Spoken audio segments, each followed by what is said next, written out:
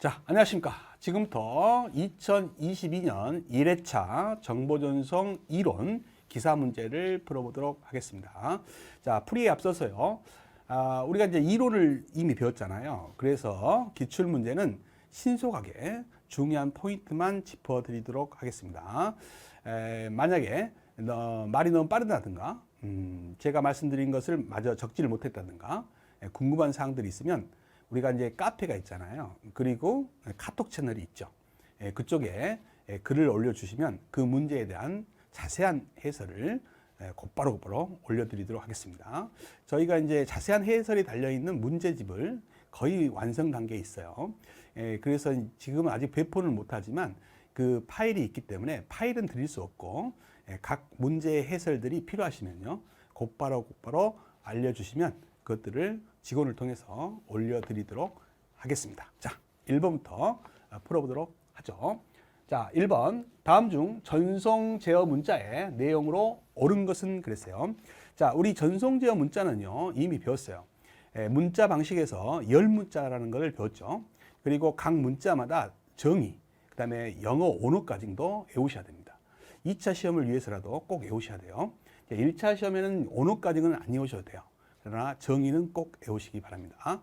그러나 이제 2차 시험을 위해서는 언어까지도 외우셔야 됩니다. 자, 살펴보죠. 1번입니다. SYN이라는 것은 Synchronous 아이들의 약자예요. 그래서 이제 동기 문자를 말해주는 전송제어 문자입니다. 그래서 문자 동기 유지다. 정확하게 맞았네요. 답은 1번이 되겠습니다. 자, 2번은 Start of Text는요. 텍스트란 게 본문을 말하는 거예요. 그 본문의 시작을 말하는 거죠. 그 다음에 ETX라는 것은 End of Text죠. 본문의 끝이란 기호겠죠. 그 다음에 EOT는요, End of Transmission입니다. 트랜스미션이 전송이란 뜻이요. 전송이 끝났다라는 기호예요. 그래서 이제 다 연결이 잘못됐네요. 답은 1번이 되겠습니다. 자, 2번 문제로 가죠. 양자와 잡음의 개선 방법. 우리가 양자와 잡음을 개선하는 방법은요, 여러 가지가 있죠. 첫 번째 방법이 우리가 이제 양자와 스텝 수를 증가하는 거예요. 그래서 스텝 수 증가입니다. 이 말은 이제 양자와 할 때 비트 수를 증가하는 거하고 똑같죠. 그래서 양자와 비트 수를 증가한다라는 말과 똑같아요. 그 다음에 이제 우리가 이제 앞신기를 설치하는 거죠. 그래서 앞신기 설치입니다. 자, 그리고 세 번째 비선형 양자화를 하는 거죠.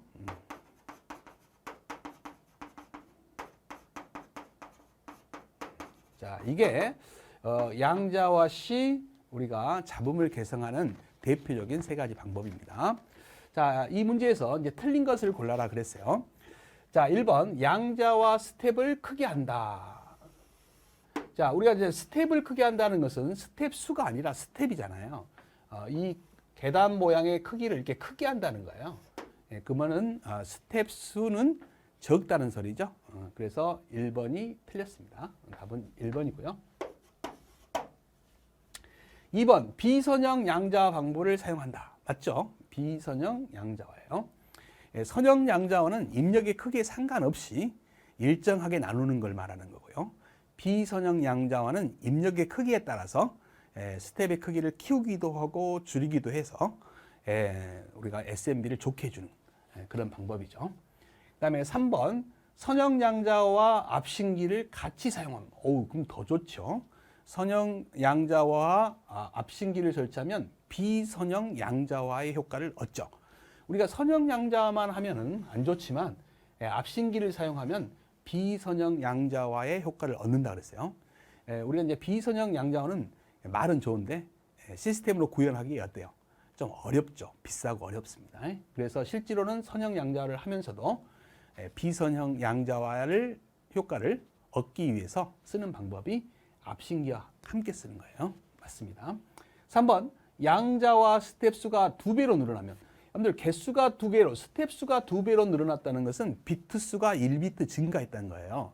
그러면 비트 수에 따라서 우리가 신호대 잡은 비는요, dB로 따지면 6n 플러스 1.8dB라는 공식이 있었습니다. 이 공식은 과거에는 엄청 잘 나왔어요. 요즘도 이제 중요하지만 과거에는 엄청 잘 나왔습니다. 그래서 요 양자와시 사용되는 비트 수예요. 이게 한 비트 늘어날 때마다 전체 SMB는 6dB씩 개선이 된다. 이런 게 중요한 거예요.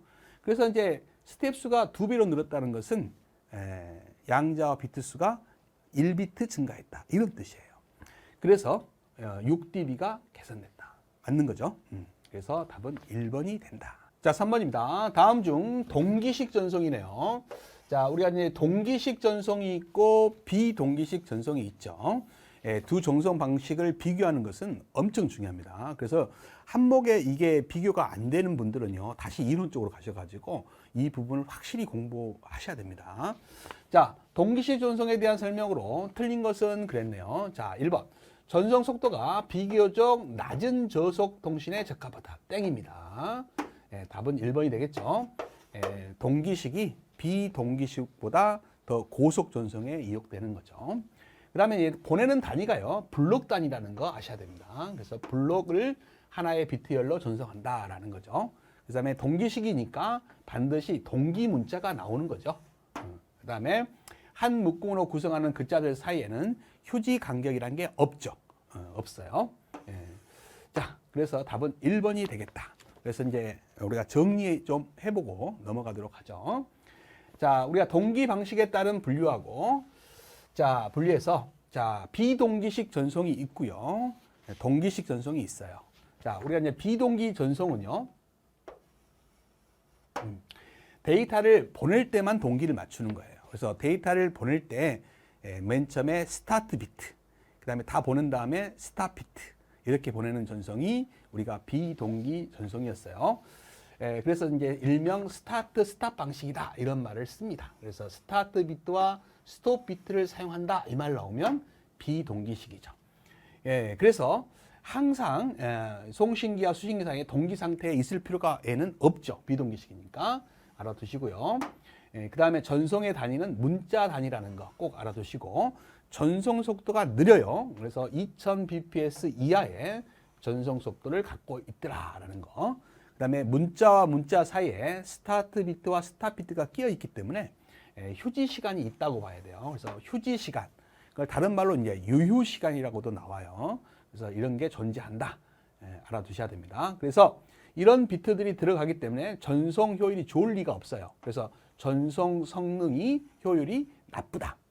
그 다음에 스타트와 스탑 비트가 더 끼어 있기 때문에 대역폭 소모도 더 많아요. 그래서 전송 대역폭이 넓어야 된다라는 거죠.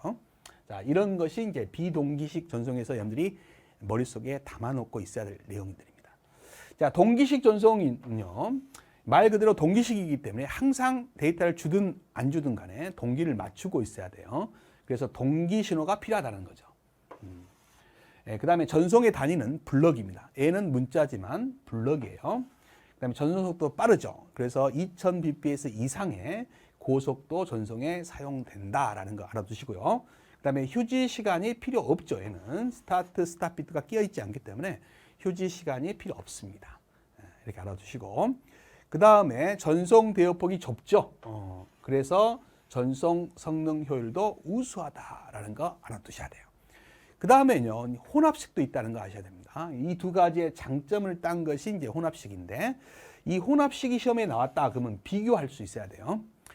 모든 특징은 여러분들 비동기식과 같다, 이렇게 외우시고요. 평상시에 동기를 맞추고 있다는 것만 뭐예요? 동기식과 같아요. 그래서 모든 특징을 물어보면 비동기식 특징을 딱 떠오르시면 답이 되고요. 그 다음에 평상시에 동기를 주고받아야 된다, 동기 신호가 있어야 된다, 그런 부분만 동기식과 특징이 같다, 이렇게 외우시면 된다고요. 그 다음에 이제 또 하나는 이제 속도차인데, 누가 제일 빠르냐 그러면 동기식 전송이 당연히 빠르고요. 그 사이에 혼합식이 들어가고, 그 다음에 비동기식이 느리다. 이 정도 정리하시면 충분할 것 같습니다. 자, 4번 문제로 가죠.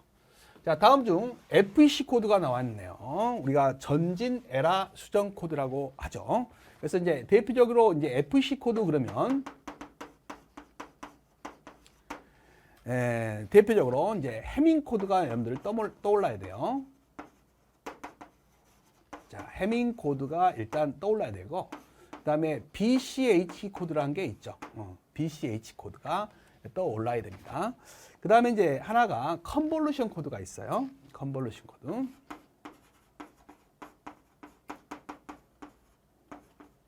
컨볼루션 코드가 있죠. 그다음에 이제 터보 코드가 있습니다. 터보 코드가 있어요. 그래서 BCH, 그다음에 해밍, 컨볼루션 코드, 터보 코드 이렇게 정도 알아두시면 되는데, 거기에 하나 더 이제 추가될 게 LDPC라는 것도 있다. 특별하지만 이렇게 알아두시면 되겠습니다. 그래서 이제 CRC 코드는 집단적 에라 검출 코드예요. 수정이 안 되죠. 그래서 수정할 때는 다시 재전송을 요구하는 방법으로 수정을 하는 거예요. 그래서 FEC 코드에 속하지 않는 건 답이 1번이 되겠습니다. 자, 이제 해밍 코드는 단일 정정 코드다. 이렇게 알아두셔야 돼요. 에라를 검출하고 정정을 할 수 있는데, 한 비트 에라 났을 때 단일 정정 코드다. 뭐 이렇게 알아두시고, 얘는 이제 여러 개의 비트가 에라가 나도 수정이 가능한 좋은 코드죠. 그렇습니다. 자, 그 다음에 이제 컨볼루션 코드의 특징은 또 비블락 코드다. 이런 것들도 좀 알아두셔야 돼요. 비블락 코드는 자기 코드 안에서 에라를 수정하고 정정하지 못하고요. 이전 코드를 이용해서 에라를 수정을 해요. 정정을 한다 이 말이죠. 그런 코드를 비블락 코드다 이렇게 불러요. 이런 것들은 블락 코드죠. 자기 코드 안에서 에라를 정정을 할 수 있다라는 거죠. 그런 코드를 블럭 코드. 그렇지 못하고 전에 있던 데이터, 이전에 있던 블럭의 내용을 이용하면 비블락 코드다 이렇게 합니다. 그래서 비블락 코드는 이전의 데이터를 보관하고 있어야 되기 때문에 메모리 소자가 필요하다는 특징이 있다. 여기까지 정리하시기 바랍니다. 자, 5번 문제로 가겠습니다. 자, 다음 중 이동통신이나 위성통신에서 사용되는 무선 다원 접속 방식에 해당하지 않는 것은? 자, 일단 이동통신에서 다원 접속 기술에는 1세대에 썼던 FDMA가 있고요. 2세대에 썼던 TDMA가 있어요. 3세대에 썼던 CDMA가 있죠. 4세대에 OFDMA도 있어요. 자, 이런 것들이 있는데, 자, 위성에서는 하나 더 있다는 거죠. 위성에서는 SDMA가 더 있다는 거. 위성입니다. 그래서 이제 요 세 가지가 나왔는데 아닌 건 WDMA죠. 이 WDM이라는 파장 분할 다원 접속은요, 광통신에 이용되는 거죠. 파장을 분할하는 방식은 광통신에만 있다. 답은 4번이 되겠습니다.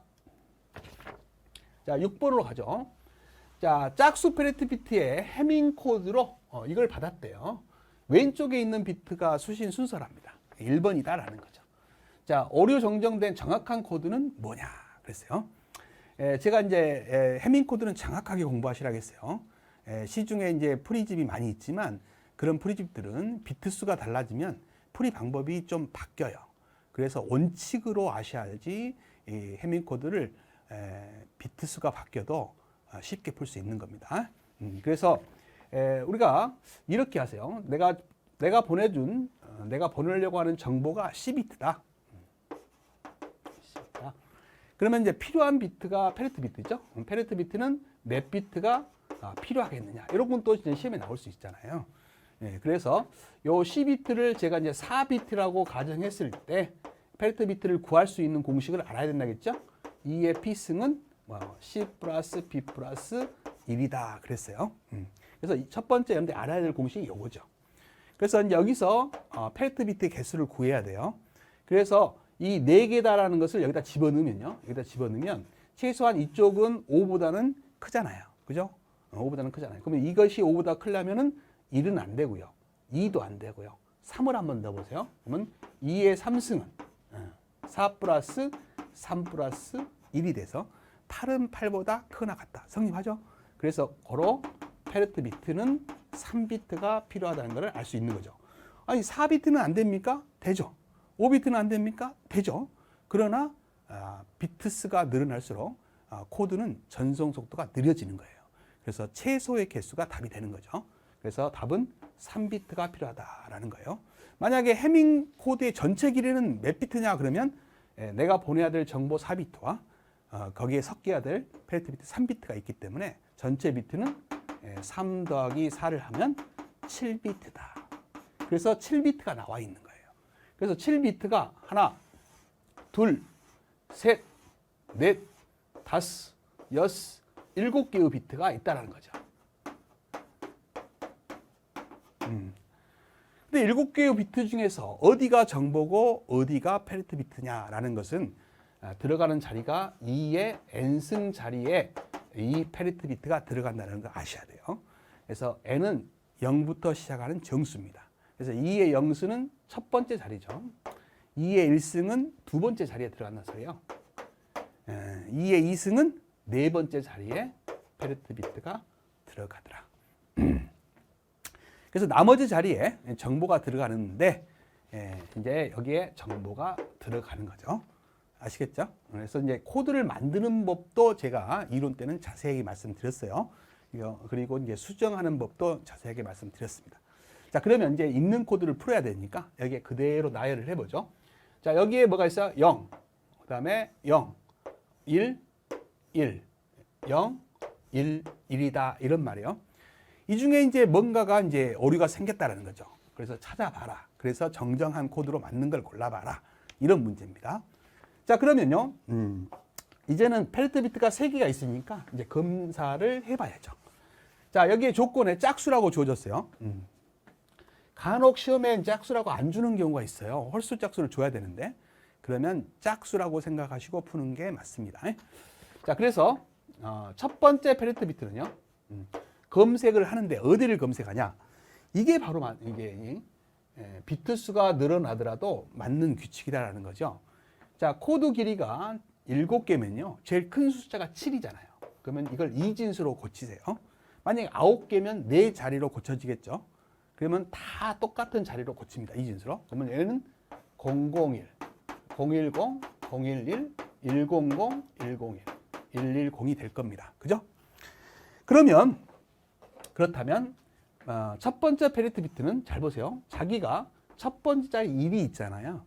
자기 자신부터 해서 첫 번째 1이 있는 비트들을 검색합니다. 그러면 1, 3, 5, 7이 나와요. 아시겠죠? 그 다음에 두 번째 페리트 비트는요. 자, 두 번째 자리에 1이 있죠. 그러면 두 번째 1이 있는 거 자기 자신부터 검색을 합니다. 그러면 2, 3, 6, 7이 나오죠. 2, 3, 6, 7이 나옵니다. 자, 그 다음에 네 번째 자리에 있는 페리트 비트 세 번째 페리트 비트는요. 자, 세 번째 자리에 1이 있죠. 그러면 4, 5, 6, 7번 비트를 검색하는 거예요. 이게 이제 비트가 많이 늘어나더라도 이게 다 성립을 한단 말이에요. 그래서 이 원칙을 외워야지 비트 수가 늘어나더라도 여러분들이 얼마든지 풀 수 있는 겁니다. 자, 한번 검색해 볼까요? 자, 1357입니다. 자, 여기가 1이죠. 3이죠. 5죠. 7입니다. 그러면 하나, 1의 개수만 세는 거죠. 2개죠. 짝수가 맞죠. 더 이상 1은 필요 없는 겁니다. 그러면 0이라고 하는 거예요.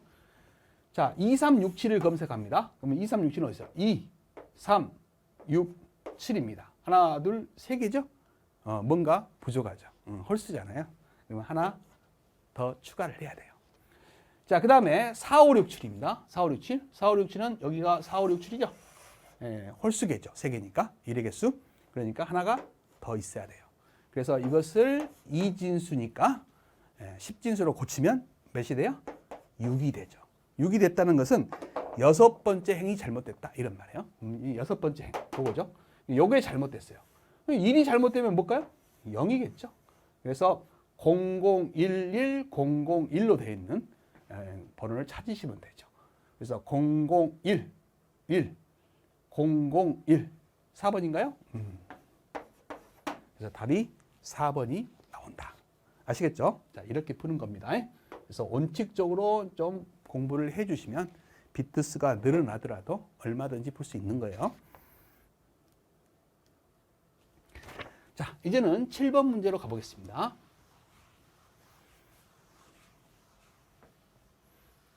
자, 다음 중 광의 강도입니다. 변조의 설명으로 맞는 것은, 자, 우리나라가 쓰는 방식은 변조 기술은 IM 방식이요. 수신하는 방식은 DD 방식을 써요. IM, DD 방식. Intensity Modulation. 빛의 강도를 가지고 휘도라고 하죠. 빛의 강도를 가지고 강하냐 약하냐로 0과 1을 구분해서 보낸 다음에 다이렉트 디텍션입니다. 직접 검출 방식으로 검출하는 방식을 써요. 그래서 이게 우리나라에서 쓰고 있는 IM, DD 방식입니다. 자, 맞는 걸 고르라겠네요. 1번, 파장이 서로 다른 신호 간에 상호 간섭을 받지 않는 변조 방식이다. 자, 2번, 여러 광 신호를 하나의 광섬 위에 전송하기 위해 행해지는 변조 방식이다. 3번, 광 신호에 포함된 직류 성분을 제거하기 위해 행하는 변조 방식이다. 다 맞지 않네요. 그죠? 4번, 발광 디바이스. 이게 LED나 LD를 말하는 거죠. 우리가 빛을 발생하는 디바이스에는 LED가 있죠. 그 다음에 LD가 있어요. 이것의 휘도, 밝기죠. 빛의 밝기를 휘도라고 하죠. 휘도를 신호에 따라 변화시키는 휘도 변조 방식이다. 이게 맞는 겁니다. 답은 4번이에요. 자, 8번으로 갑니다. 자, 5kHz의 음성 신호를 재생하기 위한 표보나 주기입니다. 자, 주기라고 했으니까 먼저 표보나 주파수를 구해야죠. 그래서 첫 번째, 표보나 주파수는요. 자, 표보나 주파수를 구해라 그러면 보내야 될 신호 중에서 가장 높은 주파수예요. 그 높은 주파수의 2배로 표본화를 하는 겁니다. 그러면 5kHz만 줬으니까 그것의 2배. 그러면 10kHz가 되죠. 자, 이게 뭐가 돼요? 샘플링 주파수, 표본화 주파수가 되는 겁니다. 그럼 두 번째로, 자, 주기를 구하라 했으니까 주기는 주파수의 역수죠. 그러니까 10kHz라는 것은 자, 10 곱하기 10의 3승분의 1이다 이런 말이죠. 10kHz니까. 그러면 10의 4승이니까 10의 마이너스 4승초가 되는 거예요. 그래서 마이너스 3승초가 이제 밀리세크니까 0.1 밀리세크가 되겠죠. 그럼 마이크로세크로 했으니까 1000을 곱하시면 되겠네요. 1000을 곱하시면 100 마이크로세크가 답이 되겠죠. 그래서 답은 4번이 되겠습니다. 자, 9번 문제로 가보죠.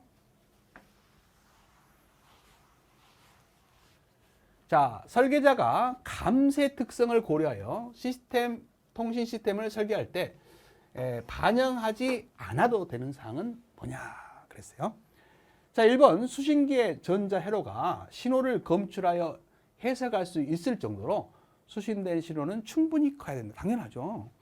2번 오류가 발생하지 않을 정도로 신호는 자본보다 충분히 커야 됩니다. 당연한 거 아니에요. 3번 페어 케이블을 조밀하게 감을수록, 감는 수를 조밀하게 감았다 이 말이죠. 비용이 낮고 성능은 좋아진다. 여러분들 이제 감는 것도요.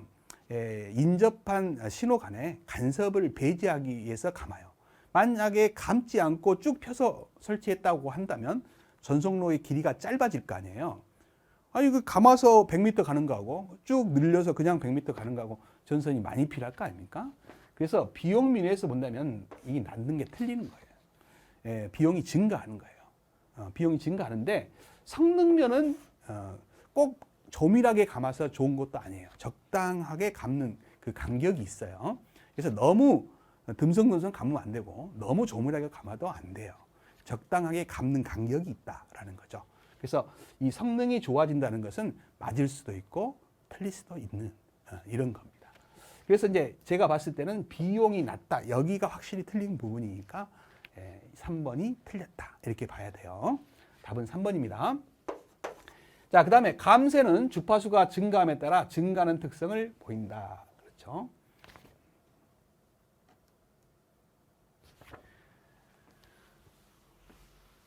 자, 10번으로 갑니다. 자, 전리층을 이용하는 통신. 자, 전리층입니다. 밑줄 딱 그으세요. 이 전리층을 이용하는 통신에 사용되는 주파수는 단파대예요. 여러분들 대륙권을 이용하는 통신은 초단파대입니다. 그래서 여러분들 꼭 알아두셔야 돼. 그 다음에 이동통신이나 위성통신에 사용되는 주파수대는 마이크로웨이브대죠. 그래서 여러분들 이 주파수대를 꼭 아셔야 돼요. 그래서 단파대입니다. 전리층을 이용한다 그러면 전리층을 이용해서 전리층 반사파라는 걸 이용하잖아요. 그 전리층을 이용하는 주파수대는 단파대. 예, 그 다음에 대륙권. 우리가 이제 살고 있는 이런 대륙권을 이용해서 전파가 전달되는 파들은 초단파대. 알겠죠? 그 다음에 이제 위성, 그 다음에 이동통신, 위성 이런 거에 사용되는 주파수대는 높죠. 예, 그걸 마이크로웨이브대 이렇게 부릅니다. 답은 2번이 되겠습니다. 자, 11번으로 가죠. 자, 다음 중 채널 용량에 대한 설명으로 옳지 않은 것은 그랬네요. 채널 용량을 구하는 공식은 두 가지가 있죠. 전송로에 잡음이 어느 정도 있다. 그래서 그걸 이제 백색 잡음이라 그래요. 화이트 노이즈라고 하죠. 그 화이트 노이즈는 전 주파수대에 골고루 퍼져 있는 잡음이에요. 그래서 딱히 이제 실존하는 잡음은 아니고요. 우리가 실존하는 잡음 중에서 화이트 노이즈에 가장 가까운 잡음은 있어요. 그게 이제 백색 잡음에 가까운 잡음이 이제 열 잡음이라는 게 있는데, 화이트 노이즈처럼 정확하게 전 주파수대에 골고루 퍼져 있는 잡음은 실존하진 않죠. 그래서 이제 통신에 이용하려고 쓰는 잡음의 이상적인 잡음이다. 이렇게 생각하시면 돼요.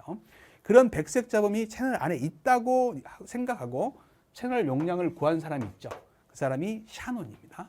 그래서 샤논은 채널의 용량을 구할 때는 자,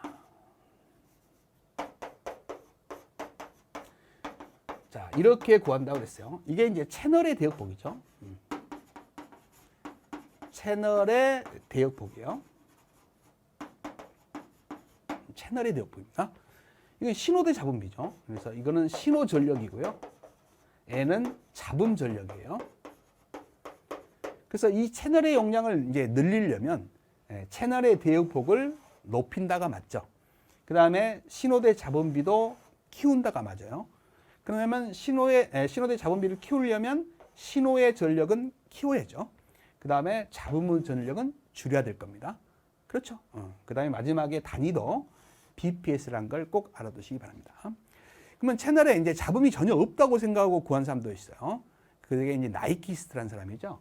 그 사람이 이제 채널의 용량은 2배의 B에 로그 2의 M진이죠. M이라는 것은 신호 준위 개수라 그래요. 신호 준위 개수 또는 신호 상태수라고 하죠. 신호의 상태수라고 부르는 거죠. 그래서 이제 이게 주어지면 로그 2로 이제 구하면 이게 이제 한 번에 보낼 수 있는 비트 수하고도 같습니다. 그래서 한마디로 이제 이건 채널의 대역폭인데요. 채널의 대역폭의 2배만큼이 채널 용량이다. 뭐 이런 식의 공식입니다. 그래서 이 두 가지 공식이 있는데 자, 한번 살펴보죠. 통신 용량이라고 하면 단위는 BPS를 쓴다. 아셔야 된다고 했어요. 수신 측에 전송되는 정보량은 상호 정보량의 최대치다. 채널 용량을 증가시키기 위해서는 대역폭을 줄여야 됩니까? 채널의 대역폭은 어때요? 늘려야 되겠죠. 그 다음에 SMB는 증가시켜야 된다. 이런 말이죠. 잡음이 있는 채널에서는 샤논의 공식을 사용하여 채널 용량을 구한다. 맞죠? 답은 몇 번이 될까요? 3번이 된다. 자, 이렇게 공부하시기 바랍니다. 자, 12번으로 갑니다. 다음 중 다원 접속 기술 방식이 다른 것은 그랬어요. 우리가 이제 다원 접속 기술 방식은요, 여러 가지가 있죠. 여러 있어요. 자, 우리가 전송 매체를 이용하려고 보니까 단말기가 많더라 이 말이에요. 단말기가 많아요. 그래서 이 매체를 어떤 방식으로 이용할 것이냐, 다원 접속 방식입니다. 그래서 첫 번째 이제 경쟁 방식이 있고 비경쟁 방식이 있어요. 대표적인 경쟁 방식은 CSMA CD예요. 요거는 어떻게 하는 거냐면 A라는 단말이 먼저 캐리어 센스 반송파를 보내는 겁니다. 그래서 이 전송로에 어떤 다른 단말기가 데이터를 전송하고 있는가를 알아보는 거예요. 그래서 데이터를 전송하고 있지 않으면 전압 레벨이 일정할 거고요. 만약에 어떤 단말이 특정한 단말이 데이터를 보내고 있으면 이 전송로의 전압 레벨이 변동을 할 겁니다. 높아졌다 낮다 변동을 할 거예요. 그래서 그 상태를 이 캐리어가 알아내는 거예요. 그래서 센서라는 표현을 써요. 캐리어 센서죠. 그래서 캐리어 센서를 보내가지고 알아보니까 전압 레벨이 올라가고 있네. 그러면 누가 보내고 있구나. 그러면 좀 기다렸다가 다시 한번 가보는 거죠. 그랬더니 전압 레벨이 일정해요. 그러면 누가 보내고 있지 않구나. 그때 데이터를 보내는 거죠. 패킷을 보내는 겁니다. 그래서 보낸 다음에도 내가 여기 D라는 단말에 보냈단 말이에요. 가던 도중에 충돌이 일어날 수도 있잖아요. 보낼 때는 충돌이 없었는데, 그죠? 그래서 충돌 여부를 확인하는 방법을 CD라고 하죠. Collision Detection, 충돌을 확인하는 방법이에요. 확인하는 방법은 이 단말에서 긍정의 응답의 신호를 보내주는 거죠. ACK라는 Acknowledge라는 신호를 보내주는 거예요. 그러면 이 신호가 딱 오면 무사히 갔구나 이렇게 아는 거죠. 그래서 충돌 여부를 확인하는 방식이 CD예요. 그래서 이런 방식은 경쟁 방식입니다. 그러나 송신권을 주는 방식이 있어요. 토큰, 우리가 토큰 링이 있고 토큰 버스 방식이 있죠. 이런 방식들을 합쳐서 토큰 패싱 방식이라고 하는데, 이런 방식들은 토큰이라는 걸 받은 단말만 송신권이 있어요. 그러니까 충돌이 일어날 필요가 없죠. 그래서 비경쟁 방식입니다. 경쟁할 필요가 없어요. 이 토큰이 있는 데만 보내는 거니까, 토큰이 없는 단말은 못 보내니까 경쟁할 필요가 없다라는 거예요. 자, 그 다음에 이제 폴링과 라운드 로빈 방식도 있습니다. 이 폴링은 뭐냐면 여기 제어국이 조종해 주는 거예요. 여기에 제어국이 너한테 물어봅니다. 너 보낼 데이터 있어? 이렇게 물어보는 거죠. 나는 없어. 그래? 그럼 다음으로 가는 거예요. 너 보낼 데이터 있어? 있어. 그럼 그래? 너 보내. 그럼 이렇게 보내는 거예요. 그래서 이 제어국이 이 순서대로 물어본다는 거죠. 이 순서는 이제 프로그램적으로 짜져 있는 거죠. 그래서 물어보는 순서가 있기 때문에 충돌이 일어날 수가 없죠. 이런 방식을 폴한다 그래요. 그래서 폴링이다 이렇게 말을 합니다. 이 라운드 로빈 방식은 어때요? 뺑뺑 돌아가면서 골고루 한 번씩 보내는 방식이죠. 라운드 로빈 방식입니다. 그래서 이런 것들은 다 이제 비경쟁 방식인데 얘는 경쟁 방식이에요. 그래서 답은 3번이다. 이렇게 볼 수가 있습니다. 자, 13번으로 갑니다. 자, 이동통신망에서 발생하는 패딩 중 고층입니다. 고층 건물, 철탑, 이건 다 인공물이죠. 도심지에서 일어나는 패딩을 물어보고 있어요. 그러면 이런 데 부딪히고 오는 파들은 변화가 빨라요. 그래서 패스트 패딩이라고 하죠. 빠른 패딩이다. 그래서 변화 주기가 짧다 그래가지고 숏텀 패딩이다 이렇게 부르기도 해요. 그래서 답은 2번이 되는 겁니다. 정반대로 이제 시외로 나가면 이런 고층 건물이나 철탑 이런 것들이 가깝게 있지 않고 자연물들이 있죠. 언덕이라든지 산이라든지 이런 게 부딪히고 오는 파들은 거리가 좀 멀기 때문에 변화폭이 어떻게 해요? 좀 느슨하죠. 그래서 슬로우 패딩이다 이렇게 하기도 하고, 전개강도 변화폭이 좀 길어서 그래서 롱텀 패딩이다 이렇게 부르기도 합니다. 그 다음에 직접파와 반사파가 섞여서 생기는 패딩도 있어요. 그래서 이제 분포 상태가 라이시안 분포 상태를 이룬다 그래서 라이시안 패딩 이렇게 부르는 것도 있습니다. 그래서 답은 일단 2번 숏텀 패딩이다. 자, 14번으로 갑니다. 다음 중 디지털 통신망에서 발생하는 슬립입니다. 슬립에 대한 설명으로 옳지 않은 것은 그랬어요.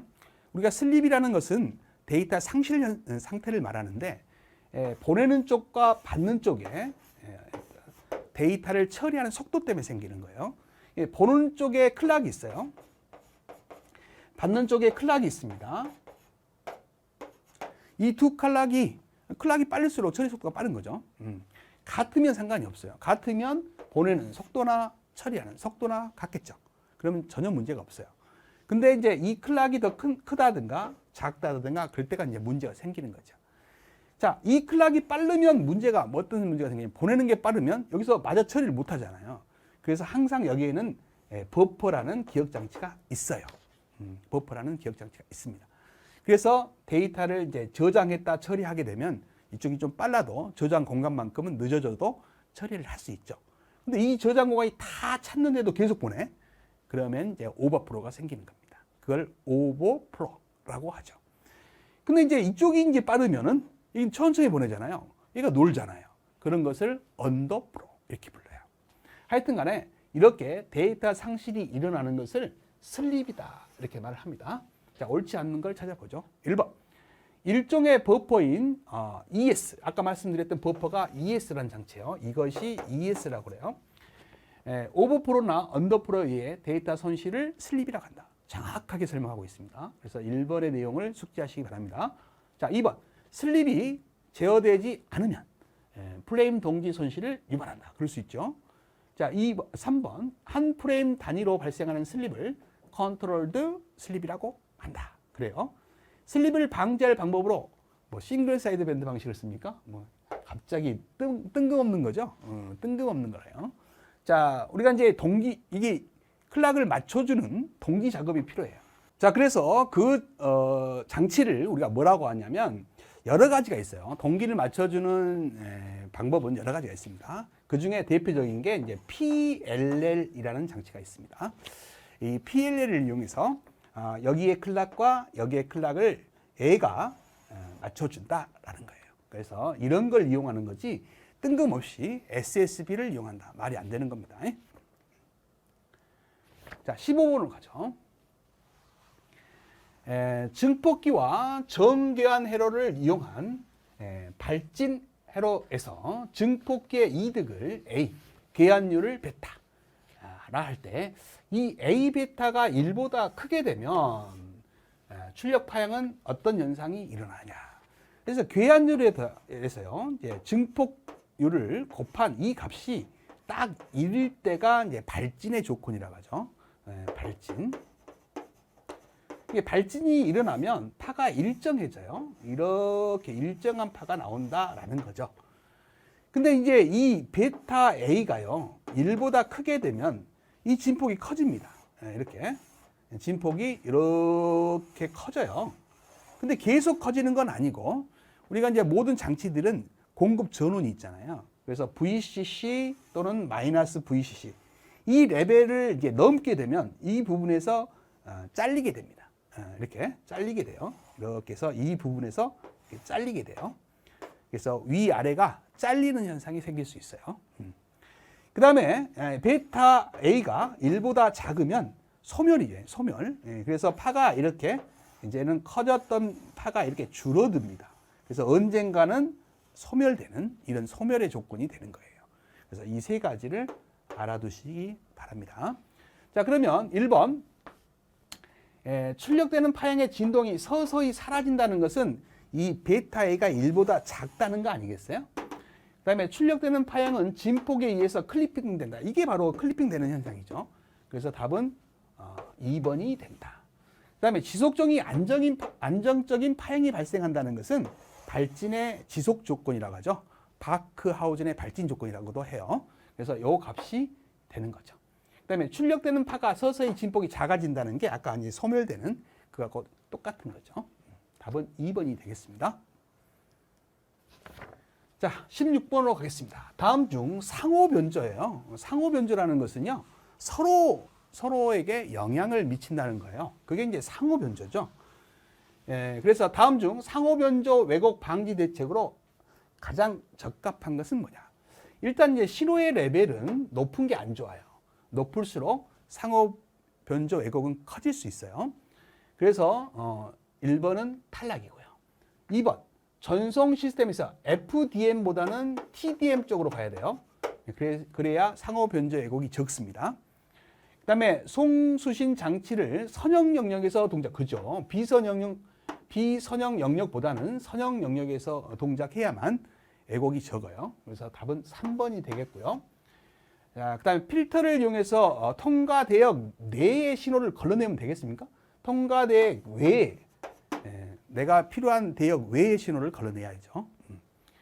그래서 답은 3번이 되겠습니다. 자, 17번으로 가죠. UTP에 대해서 나왔네요. 자, UTP에서 이 U자가 unshield죠. 쉴드를 만들지 않았다는 거예요. 차폐를 만들지 않는 트위스트 페어다. 이런 뜻이죠. 자, 1번 차폐 기능을 지원한다. 땡이죠. 1번이 틀렸네요. 그거는 이제 STP죠.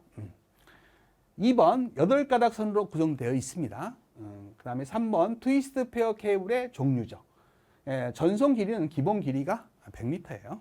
그래서 답은 1번이 된다. 자, 18번으로 갑니다. 자, 다음 중 플립플롭과 관계가 없는 것 그랬는데, 이 플립플롭은 이제 만들 수 있는 메모리 소자가 이제 조그만한 레지스터, 그죠? CPU 안에 있죠. 처리 속도는 가장 빨라요, 메모리 중에서. 그 다음에 이제 이 플립플롭으로 만들었지만 CPU 밖에 있는 좀 용량이 어느 정도 되는 메모리가 있죠. 그게 바로 SRAM이죠. SRAM. 캐시 메모리로 사용하고 있는 SRAM이에요. 자, 그 다음에 이제 플립으로 만들 수 있는 게 카운터죠. 또는 이제 분주기입니다. 이런 것들이 플립으로 만들 수 있는 건데, 이 문제는 그걸 물어보는 건 아닌 것 같아요. 뭘 물어보냐면 순서 논리 회로와 조합 논리 회로를 구분하는 문제 같아요. 그래서 이게 플립플롭은 메모리 소자이기 때문에 순서 논리 회로 소자죠. 그래서 순서 논리 회로가 아닌 걸 골라라. 이 문제가 일맥상통한 문제가 됩니다. 그래서 이 조합 논리 회로인 디코더는 메모리 소자가 없죠. 그래서 2번이 된다. 뭐 이런 식으로 풀으셔도 될 것 같습니다. 19번으로 가죠. 다음 중 레이더 또는 위성 통신에 사용되면서 A밴드, K밴드, KU밴드, X밴드, 뭐 L밴드 등 특수한 용어를 사용하여 밴드를 분류하는 파를 뭐라고 해요? 마이크로웨이브파다. 그래요. 그래서 각 밴드마다 주파수 대역은 외우셔야 됩니다. 특히 제일 중요한 밴드가 C밴드예요. 우리가 전파의 창을 배우셨잖아요. 그래서 전파가 각종 매질에 대한 영향이 가장 적은 주파수대죠. 그래서 우주통신에 가장 적합한 밴드가 C밴드입니다. 그래서 한때는 무지 나왔었어요. 근데 이제 너무 많이 내가지고 요즘은 안 물어보는데, 그래도 중요하니까 4GHz에서 8GHz 대역을 우리가 C밴드라고 하죠. 그래서 이제 초창기 위성에 다 써버렸기 때문에 요즘은 이제 K밴드, KA, KU밴드 이렇게 쓰잖아요. 그래서 이제 주파수대가 많이 높아진 것 뿐입니다. 이게 다 써버렸어요. 그래서 이제 여러분들 좀 알아야 될 게 K밴드입니다. 18GHz에서 이제 26.5GHz죠. 5GHz 대역을 K밴드. 이보다 이제 높은 밴드가 KA밴드예요. 이게 26.5GHz에서 40GHz죠. 이거보다 좀 낮은 것이 KU밴드입니다. 그래서 이게 12GHz에서 18GHz죠. 그 다음에 이제 C밴드보다 약간 낮은 이 사이에 있는 밴드가 X밴드라고 해서, 제가 이제 밴드 가르쳐 드릴 때 사드 이야기 했었죠. 한때 이제 우리나라에 문제가 좀 됐었죠. 사드, 고고도 미사일, 군사용 밴드입니다. 그래서 이게 X밴드라고 하는데, 이 밴드가 이 사이에요. 12GHz죠. 그 다음에 여기 위에는 이제 LS밴드가 있죠. L밴드는 1에서 2GHz고요. 요놈은 2 내지 4GHz예요. 그래서 이렇게 이 정도만 아시면 충분할 것 같습니다. 자, 20번 문제로 가죠. 자, 다음 문장에 가로 A, B, C, D, E가 순서대로 바르게 짝지어진 것은 그랬네요. 자, 통신망을 구성하는 각 노드들은 통신 회로를 이용하여 연결하여야만 신호가 전달된다. 이때 사용되는 통신 회선을 우리가 전송 매체라고 하죠. 전송 매체다 라 하는데, 이 전송 매체에는 이제 유도 전송 매체가 있어요. 그 다음에 이제 비유도 전송 매체가 있죠. 그래서 이제 두 가지 종류니까 어디에 B가 들어가고 어디에 C가 들어가는 건 D를 봐야죠. 요 가로 안에 들어갈 것은 물리적 통로를 따라 유도된대요. 물리적 통로는 유선이라는 거 아니겠습니까? 그래서 유도 전송 매체가 맞아요. 그래서 여기에 이제 유도 전송 매체가 들어가고요. 여기에 것으로는 뭐라고요? 유선이다. 그 다음에 이제 비유도 전송 매체는 대표적인 게 이제 무선이죠. 그래서 여기 비유도 전송 매체가 들어가고요. 대표적인 게 무선이에요. 무선에서 쓰는 전파는 전자파다. 이 말이죠. 그래서 여기 전자파는 나왔네요. 전자파가 나와버렸네요. 전자파를 전송하는 매체로. 전자파는 어떤 매체를 통해서 전달됩니까? 공기라는 매질이죠. 그래서 공기입니다. 자, 그래서 답은 4번이 되겠다. 이런 문제들은 이제 나왔을 때는요, 이렇게 답을 적어 놓고 그 문장을 이렇게 외워주시는 걸로 공부하시는 게 좋습니다. 자, 문제풀이가 끝났는데요. 어때요? 여러분들이 이제 이론을 다 배우셨으니까 한번 풀어보니까 문제가 쉽다 싶으신 분들은 이제 넘어가면 되는데, 나는 너무 어렵다 하시는 분들은 이론 부분을 다시 보셔야 돼요. 그래서 제가 중요하다고 짚어드린 부분들은 복습이 돼야 됩니다. 그것이 이제 확실하게 머릿속에 없이 시험장에 가면 더 헷갈립니다. 공부를 안 하는 분들보다 더 헷갈려요. 공부를 어중간히 하시면요, 더 헷갈리게 돼 있습니다. 자, 고생 많으셨습니다.